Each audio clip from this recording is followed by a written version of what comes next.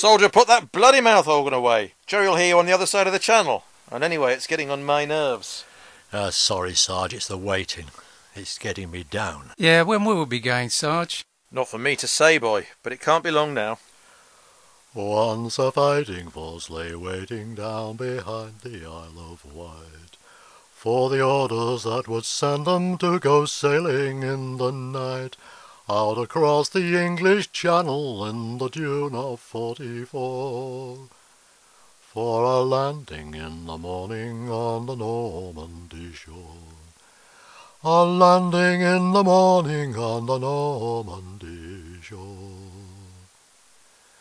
Now the time was ripe and ready, and invasion had been planned, for all Europe's liberation from a tyrant's iron hand. For the storming of a fortress meant the ending of a war, and the gateway to that fortress was the Normandy shore. The gateway to that fortress was the Normandy shore. So they slipped across the channel in the dead hours of the night, till a swirling mist was all that hid the coastline from their sight, and behind that mist no telling of the welcome laid in store, for those who dared to tread upon the Normandy shore.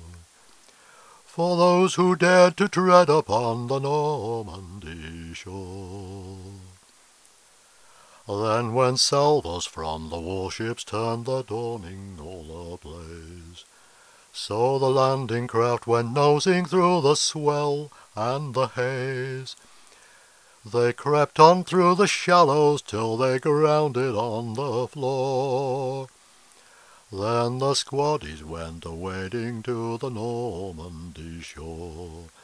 The squaddies went a-wading to the Normandy shore.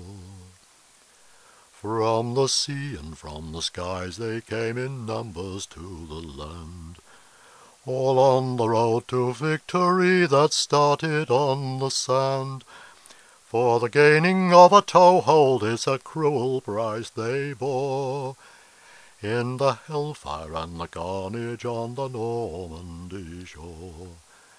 In the hellfire and the carnage on the Normandy shore. Now the winds of time are restless as they blow across the sand, with grains forever shifting round the monuments that stand, in remembrance of the fallen from the June of 44.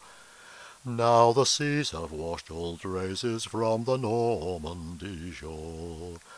The seas have washed all traces from the Normandy shore. The beach looked quite a pleasant place at dawning on a day in June. The channel breezes fanned his face, the wavelets rolled with steady pace, murmuring a tune. He walked across the Norman sands and, stooping, took some in his hands. He thought all beaches looked the same, all gravel, grit and seaweed slime, and this one different just in name. Mind you, the last time that he came there hadn't been much time to stick around and check the view. Other, more pressing things to do. He looked and hoped a sign might show, a hook to hang his memory on, something there to let you know what happened all those years ago. But looking he found none. The seas had washed the beaches clean, and he and Bill had never been.